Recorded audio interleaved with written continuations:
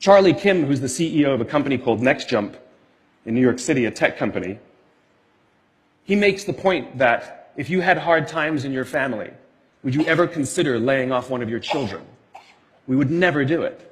Then why do we consider laying off people inside our organization? Charlie implemented a policy of lifetime employment. If you get a job at NextJump, you cannot get fired for performance issues. In fact, if you have issues, they will coach you and they will give you support, just like we would with one of our children who happens to come home with a C from school. It's the complete opposite. This is the reason so many people have such a visceral hatred, sort of anger at some of these banking CEOs with their disproportionate salaries and bonus structures. It's not the numbers. It's that they have violated the very definition of leadership. They have violated this deep-seated social contract. We know that they allowed their people to be sacrificed so they could protect their own interests. Or worse, they sacrificed their people to protect their own interests. This is what so offends us, not the numbers. Would anybody be offended if we gave a $150 million bonus to Gandhi? How about a $250 million bonus to Mother Teresa? Do we have an issue with that? None at all. None at all. Great leaders would never sacrifice the people to save the numbers. They would sooner sacrifice the numbers to save the people. Bob Chapman, who runs a large manufacturing company in the Midwest called Barry Waymiller, in 2008, was hit very hard by the recession, and they lost 30% of their orders overnight. Now, in a large manufacturing company, this is a big deal, and they could no longer afford their labor pool. They needed to save $10 million. So, like so many companies today, the board got together and discussed layoffs. And Bob refused. You see, Bob doesn't believe in head counts. Bob believes in heart counts. And it's much more difficult to simply reduce the heart count. And so they came up with a furlough program. Every employee from secretary to CEO was required to take 4 weeks of unpaid vacation.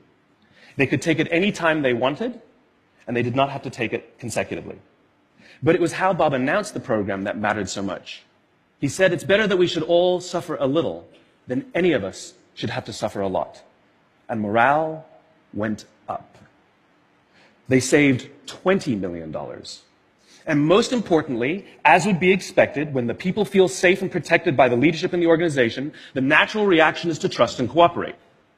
And quite spontaneously, nobody expected, people started trading with each other. Those who could afford it more would trade with those who could afford it less. People would take 5 weeks so that somebody else only had to take 3. Leadership is a choice. It is not a rank.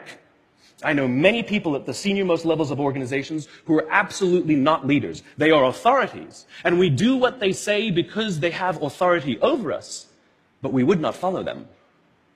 And I know many people who are at the bottoms of organizations who have no authority, and they are absolutely leaders. And this is because they have chosen to look after the person to the left of them, and they have chosen to look after the person to the right of them. This is what a leader is. I heard a story of some Marines who were out in theater, and as is the Marine custom, the officer ate last, and he let his men eat first. And when they were done, there was no food left for him. And when they went back out in the field, his men brought him some of their food so that he may eat. Because that's what happens. We call them leaders because they go first. We call them leaders because they take the risk before anybody else does. We call them leaders because they will choose to sacrifice so that their people may be safe and protected, and so their people may gain. And when we do, the natural response is that our people will sacrifice for us. They will give us their blood and sweat and tears to see that their leader's vision comes to life. And when we ask them, why would you do that? Why would you give your blood and sweat and tears for that person? They all say the same thing. Because they would have done it for me. And isn't that the organization we would all like to work in? Thank you very much. Thank you.